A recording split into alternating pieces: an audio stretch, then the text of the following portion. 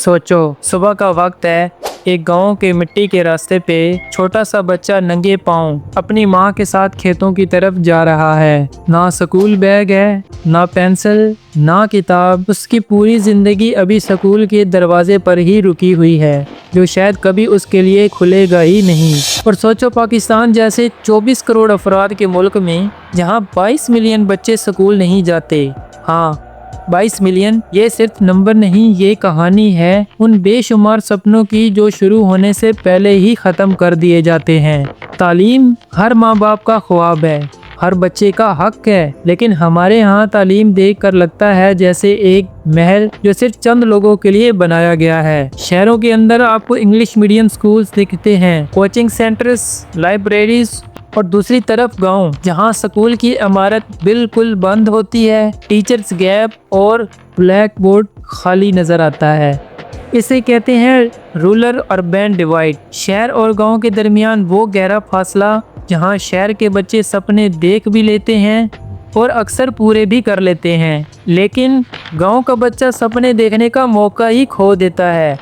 और जब गांव का स्कूल बंद हो या टीचर आते ही ना हो, तो फिर बच्चा स्कूल जाने की बजाय खेत मजदूर का छोटा सा ठेला या छोटी सी दुकान तक लिमिटेड हो जाता है। मैं सोचता हूँ, हम दुनिया को बार बार बताते हैं कि पाकिस्तान की यूथ सबसे बड़ी स्ट्रेंथ है, लेकिन स्ट्रेंथ तब होती है जब उन्हें तालीम मिले, वरना ये यूथ एक बोझ बन जाती है। एक ऐसी जनरेशन जो रोशनी की जगह अंधेरे में धकेल दी जाए। ये वैसा है जैसे एक दरख्त धूप में हो लेकिन ज़मीन से पानी ही ना मिले। आखिर ये दरख्त कितनी देर तक खड़ा रहेगा? एक्सपर्ट्स कहते हैं कि हर साल जो बच्चे स्कूल से बाहर रहते हैं, उसका मुल्क को हज़ारों करोड़ का लॉस होता है।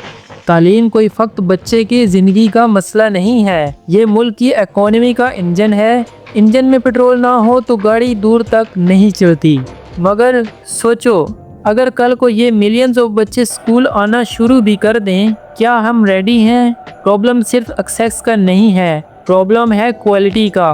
क्लासरूम्स ओवर क्राउडेड, 60-70 बच्चे एक साथ होते हैं, टीचर खुद ट्रेनिंग से महरूम है, किताबें आउटडेटेड होती हैं, एग्ज़ाम रूट लर्निंग के।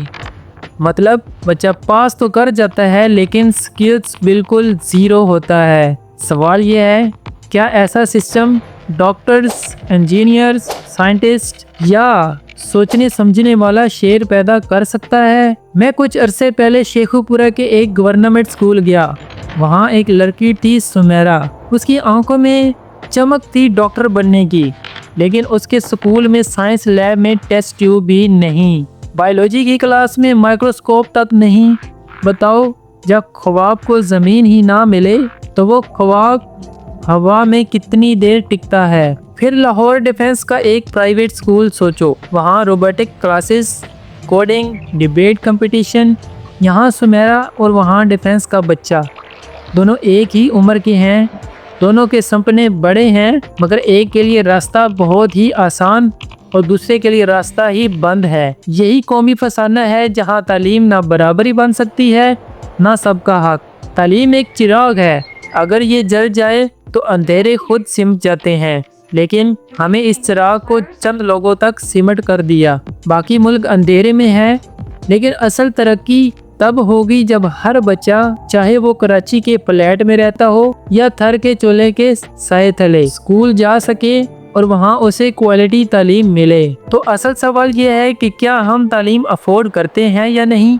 नहीं, असल सवाल ये है कि अगर हम तालीम अफोर्ड नहीं करते तो क्या हमारा मुस्तकबिल अफोर्ड करेगा? ये 22 मिलियन सिर्फ स्टैटिक्स हैं। जब तक आप उनको आंखों से ना देखें, ये चेहरे, ये ख्वाब, इन्हीं रोका जा सकता है, लेकिन इनको मिटाया नहीं जा सकता। अगर हमें सिस्टम बदलना है तो शायद कल ये आवाज़ जो तुम सुन रहे हो, वो आवाज़ उन्हीं बच्चों से लिखा हुआ मुस्तकबिल बन जाए और वो तालीम हक बन जाए, ना प्रिविलेज, ना लग्जरी, सिर्फ हक। क्योंकि जब एक बच्चा स्कूल के दरवाजे के अंदर कदम रखता है, असल में मुल्क अपना मुस्तकबिल अंदर ले जाता है। अगर आपको ये वीडियो पसंद आई है तो वीडियो को लाइक करके चैनल को सब्सक्राइब कर लें। मिलते हैं नेक्स्ट वीडियो में। अल्लाह हाफिज़।